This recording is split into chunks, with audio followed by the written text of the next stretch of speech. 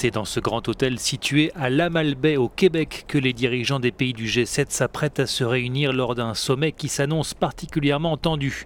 En toile de fond, la guerre commerciale lancée par Donald Trump contre les autres puissances économiques mondiales. Le président américain pourrait se retrouver bien isolé face à ses partenaires, dont l'Union européenne, qui se voit désormais imposer des taxes à hauteur de 25% sur l'acier et de 10% sur l'aluminium. 6 milliards d'euros d'exportations européennes sont impactés. L'Europe, qui n'a pas tardé à riposter, elle appliquera dès le mois prochain des droits de douane sur les produits américains, jeans, bourbon, moto notamment, à hauteur de 2,8 milliards d'euros. De son côté, le Canada, le plus grand fournisseur d'acier des États-Unis, a également répondu en imposant 11 milliards d'euros de taxes. Des mesures de rétorsion qui n'ont pas infléchi la position de l'administration Trump.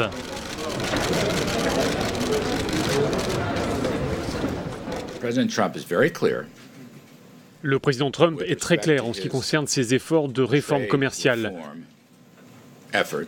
Nous allons faire ce qui est nécessaire pour protéger les États-Unis, les entreprises américaines et leur main-d'œuvre.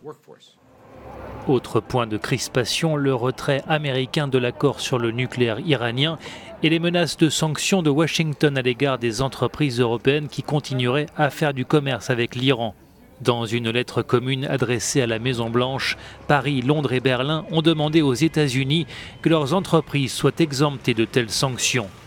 Londres qui espère aussi un geste de Washington concernant les taxes sur les importations d'acier.